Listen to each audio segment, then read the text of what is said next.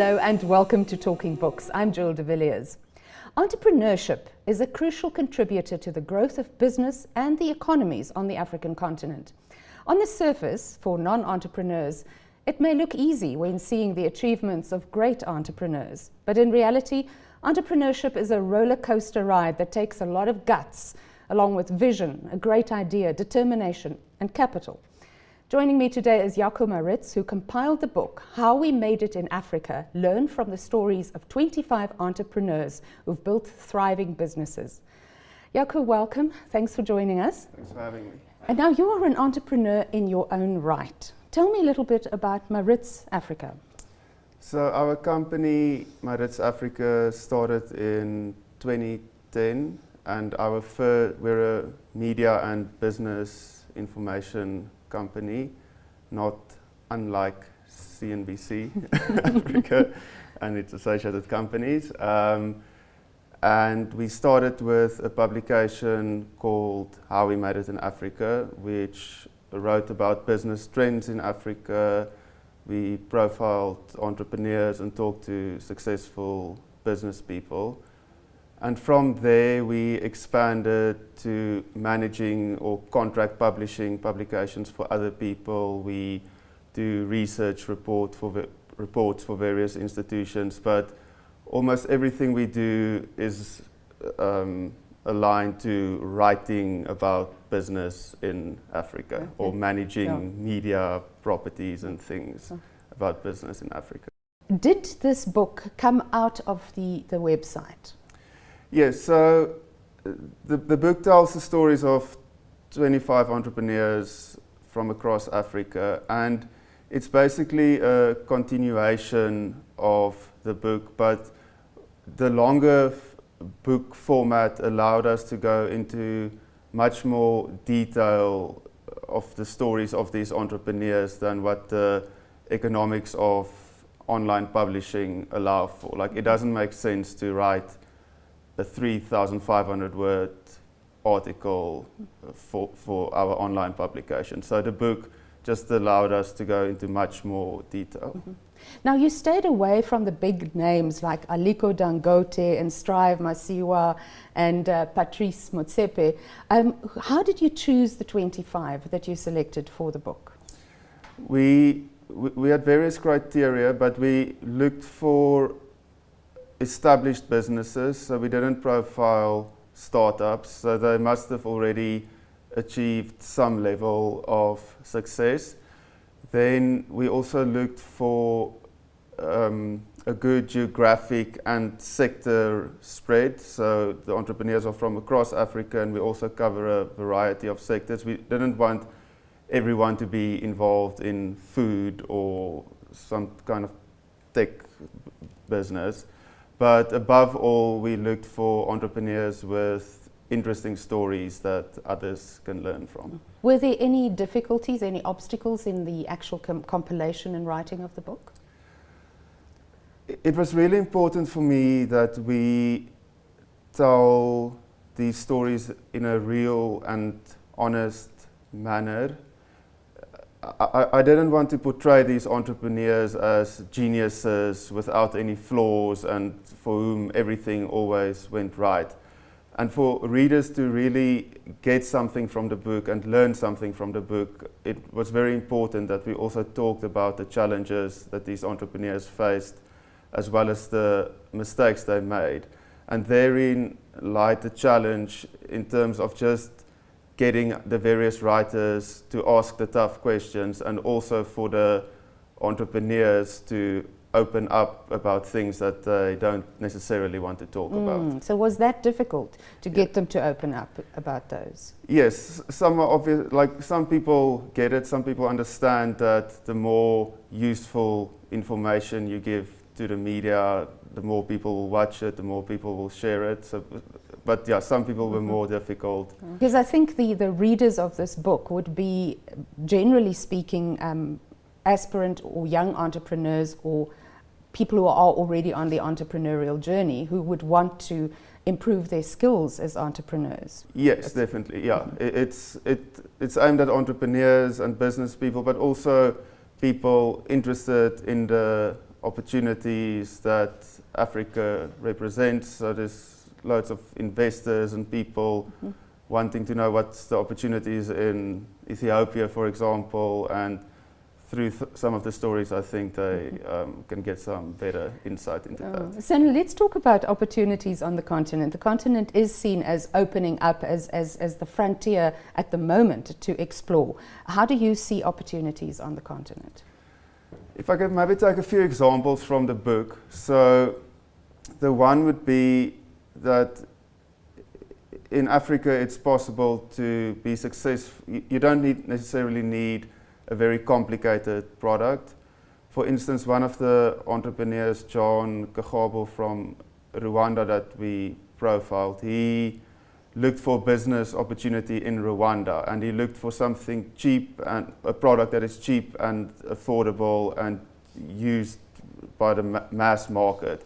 And he thought, what are some of the most basic human needs besides food and shelter? And he thought about hygiene, and he came up with this idea to start manufacturing toilet paper.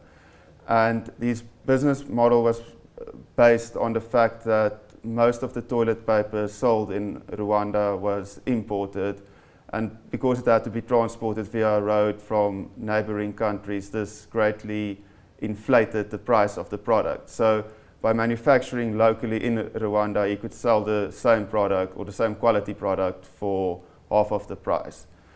I think another... Good, while we stay on Jean, I think there's a lesson from him as well, is not to move too quickly on a new product while you are still developing your product. So he moved into something different than toilet paper? I think a lot of entrepreneurs, especially young entrepreneurs, when starting out, they start something, whatever it is, and no business takes off immediately. And then they start to doubt themselves and think, okay, this is not growing as fast as it should, maybe I should venture into something else as well, sort of another side product, just to hedge my bets in case this first thing doesn't work out. And in John's case, what he did is, so he ventured into toilet paper. I think it was a success, but he wanted to grow faster, and he introduced or we started manufacturing soaps and detergents, and it was like a very capital intensive business, and at the end of the day he had to use money meant for the toilet paper business, for the soaps business, and at the end of the day both of them suffered. So he closed down the soap business or soaps and detergents business. And yeah, I think the lesson for entrepreneurs is that when you do your business model, you need to be clear about the size of the market that you are targeting, and if that opportunity is big enough, to stick to one product until it can stand on its own feet before expanding into something else. So before I interrupted you, you were talking about opportunities on the African continent. You wanted to carry on with another opportunity? I mentioned there's an opportunity to introduce simple products, but Africa, because of all its challenges, also offers opportunity for completely new innovations. And one example would be M-Kopa, which is an off-grid solar company started by J.C. Moore, who's also featured in the book. And to just briefly explain, users can buy the entire home solar kit, which basically powers up your entire home, and it comprises a solar panel, a battery, a light, or a few light bulbs, a torch, a radio, even a TV for the more expensive models. And customers pay a $30 deposit, and then the rest, because it's aimed at low-income consumers, so they can't afford the entire product or to pay for the entire product up front. And then after they've paid the deposit, they pay off the rest in daily installments of about 50 US cents, and that price point is equivalent to what they would have spent on kerosene lighting anyway. So they're not spending more money. And M-Kopa, if users stop making their daily payments, which is made through mobile money, M-Pesa in Kenya, then if users don't pay, M-Kopa can switch off their lights remotely. So there's definitely an incentive to pay. And you would think that this is, it's like a cute business model, but they've really found serious traction. They've sold over 600,000 units in Kenya and Uganda in about 6 years. So it just shows that there's really an opportunity to introduce completely new things on the continent. Wow. I would like to get to one of the lessons that entrepreneurs can learn from the book. There are many lessons they can learn from the book. And that is the one, it's to determine why you are actually doing the business. I think Ken Jaco tells it in his story.